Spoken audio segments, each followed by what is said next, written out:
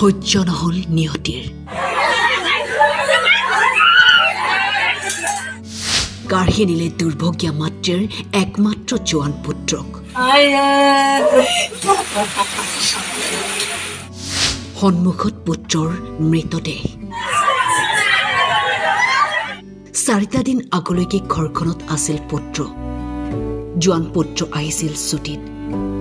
কিন্তু আজি বাসগৃহত উপস্থিত জোৱানজনৰ নশ্বৰ দেহ কি আচৰিত নিয়তিৰ লিখন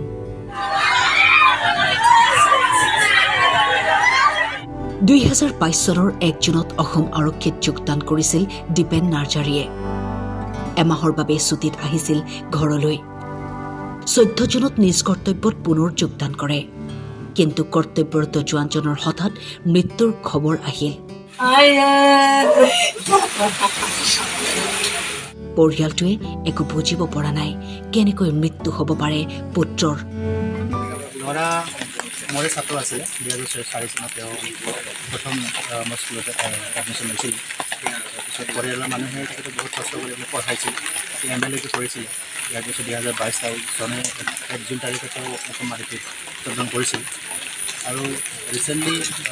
2024 চনৰ 1 জুন তাৰিখে তেওঁ 2 চনতে কমপ্লিট কৰিছিল চাকৰি যোগদান কৰা পৰিয়ালৰ অৱস্থা খুবেই বেয়া আছিলে আৰু এতিয়াও তেনেকৈ আছিলে কাৰণ যিহেতু তেওঁ চাকৰি কৰি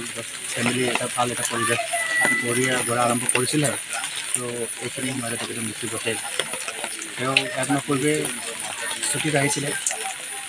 ছুটিত আহি 12 তাৰিখে তেওঁ ছুটিৰ পৰা ইয়াৰ পৰা গুচি যায় আৰু 12 তাৰিখে তেওঁ কেম্পত ডিব্ৰুগড় টেঙালহাটত উপস্থিত তেওঁলোকৰ কেম্পত কৰিছিল তাতে 14 তাৰিখ নিশা তেওঁ 11টা বজাৰ পৰা ৰাতি ডিউটি আছিল বুলি তেওঁলোকৰ যিটো মানুহ আৰক্ষী মানুহ তেওঁলোকে আমাক জনাইছে আৰু ডিউটি তেওঁ গৈছিলে সঁচাকৈ ডিউটি শেষ কৰি তেওঁ আহি মানে এটা চেট আছিলে তেওঁলোকৰ ফিল্ডৰ ওচৰতে তাতে বোলে তেওঁ শুই থাকে তেওঁ বৰষুণৰ কাৰণে বাহিৰত যাব নোৱাৰে আৰু তাতে তেখেতৰ মৃত্যু ঘটে বুলি তেওঁলোকক আমাক জনাইছে আৰু মৃত্যু সঁচাকৈ ৰহস্যজনক আমি ক'ব বিচাৰিছোঁ কাৰণ তেখেতে অকলে আছিলে আৰু তেনে কেনেকৈ মৃত্যু এটা ঘটিল আমি এইখিনি নাজানো এতিয়া আপোনালোকে পৰিয়ালৰ ফালৰ পৰা আমি তেনেকুৱা তদন্ত এইবিলাক নিবিচাৰোঁ যদি এইটো পেপাৰ ৰিলেটেড কাম চেলাৰীৰ কাম ফেমিলি যাতে চাফা তেনেকুৱা হ'ব লাগিব চাফা কৰিব দিছে সোনকালে কৰি তো এতিয়া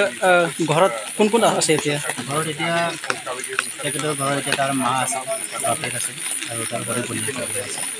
আৰু অবিবাহিত হয় ঘৰতে আছে আৰু তেওঁলোকে ফেমিলি ক'ব গ'লে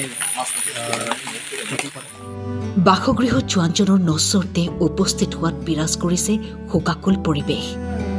কোকৰাঝাৰ জিলাৰ গোসাইগাঁৱৰ খেতিয়ক পিতৃৰ একমাত্ৰ পুত্ৰ আছিল আৰক্ষী জোৱান সৌহিদিনা ঘৰলৈ আহিছিলহে